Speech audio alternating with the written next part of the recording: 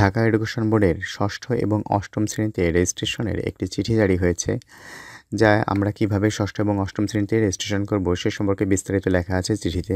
তো আমরা কিভাবে চিঠিটা ডাউনলোড করব সেটা এবার দেখব। চিঠিটা ডাউনলোড করার জন্য আমরা প্রথমে যে কোনো একটা ব্রাউজার ওপেন করব। ব্রাউজার ওপেন করে আমরা এই অ্যাড্রেস বারে ঢাকা এডুকেশন বোর্ডের ঠিকানাটা লিখব।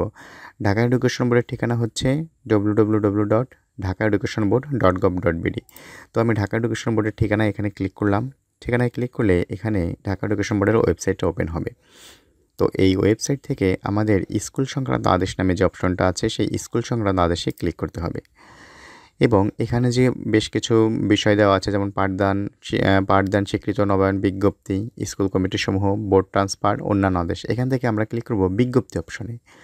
এই বিজ্ঞপ্তি অপশনে ক্লিক করলে আমরা এখানে দুইটা নোটিশ দেখতে পাবো। যেমন প্রথমে আছে 2025 সালের অষ্টম শ্রেণীতে অধ্যয়নরত শিক্ষার্থীদের অনলাইন বা ইএসআই পূরণের মাধ্যমে রেজিস্ট্রেশন করা প্রসঙ্গে। এখানে যে কোনো একটা চিঠি আমরা যদি ডাউনলোড করলে এখান থেকে আমরা চিঠিটা দেখতে পাবো। ষষ্ঠ এবং অষ্টম শ্রেণীতে রেজিস্ট্রেশন ফি দুটোই এক, এবং শুধুমাত্র পার্থক্য আছে ষষ্ঠ শ্রেণীতে বয়স শুরু হবে 9+ থেকে এবং অষ্টম শ্রেণীতে বয়স শুরু হবে 11 থেকে। এছাড়া ষষ্ঠ এবং অষ্টম শ্রেণীর সব কিছুই সেম। তো আর এই চিঠির বিষয়ে আরেকটা ভিডিও আমার করা আছে, দরকার হলে আপনারা সেটাও দেখে নিতে পারেন।